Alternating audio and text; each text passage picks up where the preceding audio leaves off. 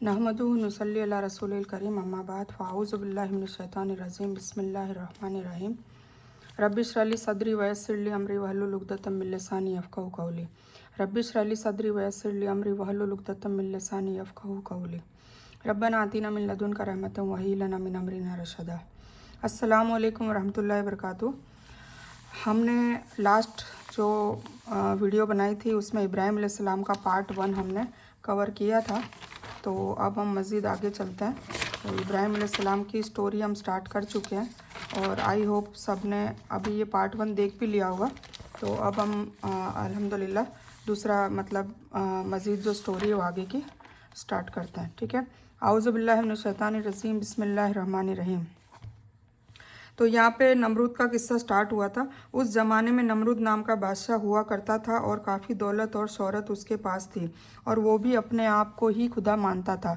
और ये लोगों से बातचीत के बाद अपने आप से कसम खाई कि तुम्हारे यहाँ से जाने के बाद मैं तुम्हारे बूतों के साथ क्या करता हूँ। ये लोग हर साल ईद मनाने या जश्न मनाने शहर से बाहर जाया करते थे। तो आजर ने इब्राहिम को वहाँ आने की दावत दी तो उन्होंने कहा कि मैं बीमार हूँ, जिसका जिक्र अल्लाह ताला ने सूरह सफ़ात में भी किया है। ठीक है। जब वो लोग जश्न या ईद मनाने चले गए तो आप अलैहिस्सलाम ने जल्दी से उनके बूतों को तोड़ दिया और वो कुल्हाड़ी जिससे बूतों को तोड़ा और सबसे बड़े बूत के हाथ में वो कुल्हाड़ी को पकड़ा दी, मीन्स हाथ में अटका दी। फिर जब वह सारे शहर वाले जश्न मना के लौटे तो देखते हैं कि एक बड़े वाले बूत के अलावा सारे के सारे बूत तोड़ दिए, टूटे फूटे हालत में बिखरे हुए पड़े हैं। तो उन्होंने इब्राहीम अलैहिस्सलाम से पूछा कि ये काम किसने किया, किसने हमारे माबूदों की तौहीन की। तो आप अलैहिस्सलाम ने कहा कि इस बड़े बूत ने की। तुम नहीं देखते कि ये औजार, ये कुल्हाड़ी जो है ये बड़े बूत के हाथ में है। तो उन्होंने जवाब दिया कि तुम्हें मालूम नहीं कि ये ऐसा कर ही नहीं सकता, तो ये ऐसा कर ही नहीं सकते। तो उन्होंने जवाब में तौहीद की दावत दे दी कि मैं भी तो यही कह रहा हूँ कि ये बूत कुछ नहीं कर सकते। और इस तरह आज़र ने उन्हें घर से निकाल दिया। पर आप अलैहिस्सलाम दावत का काम करते रहे और ये बात वहाँ का मुशरिक और जालिम बादशाह नमरूद तक ये बात पहुँच गई और उसने आपको बुलाया और कहा तो किस रब की बात करता है। नमरूद ने कहा आप अलैहिस्सलाम से, तो रब तो मैं हूँ। नमरूद भी फ़िरौन की तरह ही था। फ़िरौन मूसा अलैहिस्सलाम के ज़माने में था और नमरूद इब्राहीम अलैहिस्सलाम के ज़माने में था। हर ज़माने में कोई ना कोई जालिम हुक्मरान था ही। तो इस ज़माने में नमरूद था। ठीक है। आप लोग नमरूद का नाम तो जानते ही होंगे। तो ये नमरूद की कहानी अब स्टार्ट हो रही है। तो तो वो नमरूद कह रहा है कि रब तो मैं हूँ, तो किस रब की बात करता है। तो आप अलैहिस्सलाम ने नमरूद को भी तौहीद की दावत दी। तो आजर का बेटा होने की वजह से एक बार नमरूद ने छोड़ दिया, पर दावत का सिलसिला आगे बढ़ने पर नमरूद ने आग को आग में डालने का फ़ैसला किया और तमाम लोगों को इकट्ठा किया। और जब आप अलैहिस्सलाम को आग में डाला गया तो आग को अल्लाह ने हुक्म दिया कि ठंडी हो जा, और उससे पहले जिब्राइल अलैहिस्सलाम आए कि मैं मदद कर दूं तो आप अलैहिस्सलाम ने मना किया। और चिड़ियों ने भी अपनी ताकत के मुताबिक पानी डालकर आग बुझाने की कोशिश की और फाइनली अल्लाह ताला ने आग को ठंडी कर दी। और इस तरह अल्लाह ने प्यारे खलीलुल्लाह को इब्राहीम अलैहिस्सलाम को खलीलुल्लाह को नमरूद से कुछ बिगाड़ ना पाया, मतलब नमरूद कुछ उनका बिगाड़ नहीं पाया। अब इब्राहीम अलैहिस्सलाम उस शहर को छोड़कर आगे बढ़ते गए। फिर नमरूद ने ये जब किस्सा करा तब उसके बाद वो आगे बढ़ गए कि अब ये शहर में नहीं है। तो और उनको अल्लाह ताला एक बहुत ही नेक फर्जन से फिर नवाजता है, मतलब इब्राहीम अलैहिस्सलाम की पैदाइश होती है जो उनकी दूसरी बीवी हाजरा अलैहिस्सलाम से होते हैं।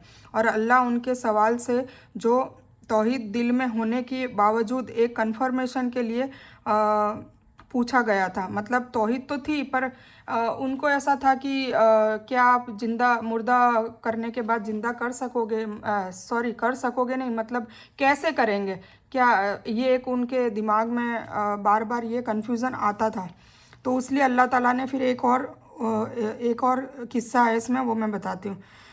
तो तो वो उन्होंने कन्फर्मेशन के लिए पूछा कि या अल्लाह ताला हमें मारकर ज़िंदा करेगा कैसे, मैं देखना चाहता हूँ। ठीक है ना, मतलब कोई ऐसा नहीं था, पक्का पता था कि अल्लाह ताला मार कर कुछ ज़िंदा भी कर सकता है, फिर मार सकता है, फिर ज़िंदा कर सकता है, अल्लाह कुछ भी कर सकता है, ये उनको पूरा कन्फर्मेशन था।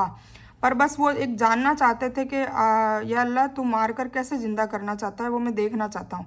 तो अल्लाह ने हुक्म दिया कि 4 परिंदे अलग अलग अलग अलग लाओ, मतलब अलग अलग तरीके के 4 परिंदे ले आओ, अलग अलग नस्ल के, ठीक है ना।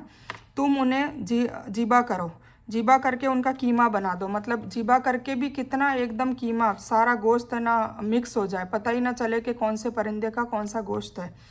तो ये कहा कि कीमा बना दो और उनके कीमे को अच्छी तरह मिक्स कर दो, उसको भी मिक्स कर दो, ठीक है। फिर अलग अलग पहाड़ों पर, चारों पहाड़ों पर इसको तकसीम करके रख दो, 4 पार्ट कर लो उसके और फिर उसको तकसीम कर दो। अब देखिए पूरा मिक्स भी करवा दिया, जीबा करवा दिया, कीमा करवा दिया और फिर उसके बाद कहा कि वहाँ पे रख दो। और आप अलैहिस्सलाम ने भी ऐसा ही किया जैसा अल्लाह ताला ने बताया। फिर अल्लाह ने अपनी कुदरत से उन परिंदों को ज़िंदा करके हूबहू खड़ा कर दिया और वो उड़कर आप अलैहिस्सलाम के पास आ गए। सुभान अल्लाह। तो जैसे ही करके दिखाया वैसे ही अल्लाह ताला हमें भी कब्रों से उठाएगा और मैदान हशर में इकट्ठा करेगा जब क़यामत आएगी।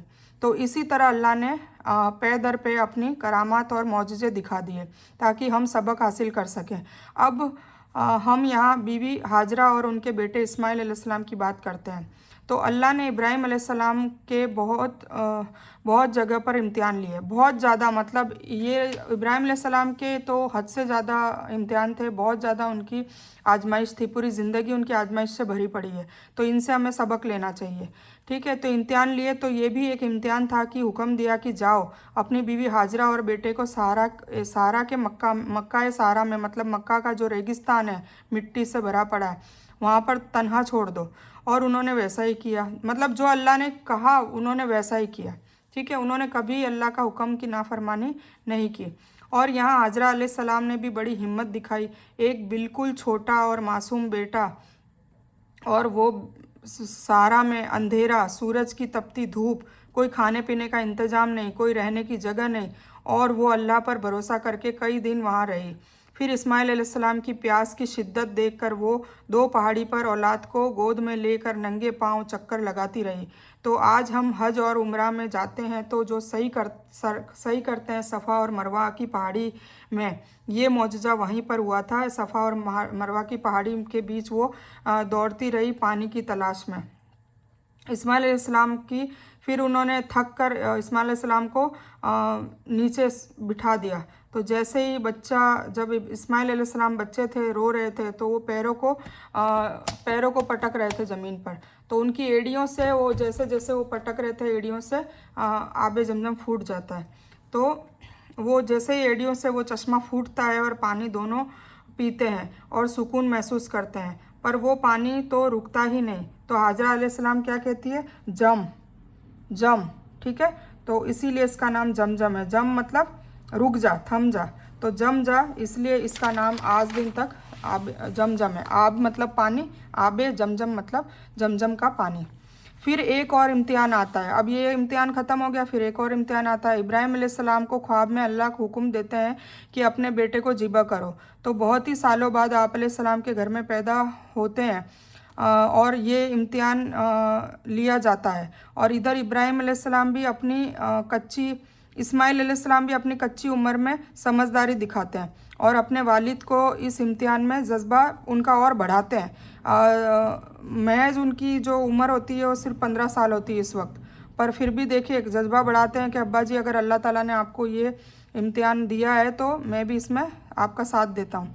और कहते हैं कि अल्लाह की रज़ा में कुर्बान होने को मैं तैयार हूँ। फिर जब वो ज़िबा करना शुरू करते हैं तो इस्माइल अलैहिस्सलाम अपना कुर्ता उतारते हैं ताकि माँ को परेशानी ना हो और जानकारी भी ना हो, ठीक है। इसी तरह वो अपना जहन मारते वक्त भी इस्तेमाल करते हैं और चाकू गर्दन पर रखते हैं। वो इस्माइल अलैहिस्सलाम की जगह एक दुम्बा सामने पाते हैं और अल्लाह ताला खुशखबरी सुनाते हैं कि ए इब्राहिम, तू अपने इम्तिहान में पास हुआ और आज से तेरी नस्ल दुम्बे की कुर्बानी हर साल मेरे नाम से करेगी।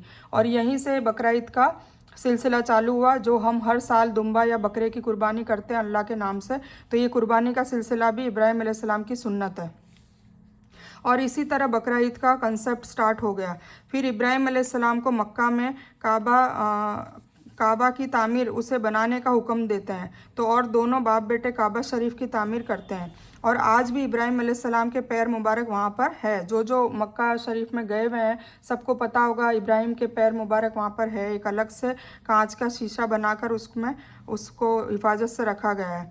तो जहाँ पर मुस्लिम 2 रकात नफल अदा करते हैं वहाँ दोनों दुआ करते हैं कि हमारी नस्ल में से चाहे एक ही फर्जंद ऐसा पैदा हो जो अल्लाह का पैगाम लोगों तक बिना मिलावट के फैलाए।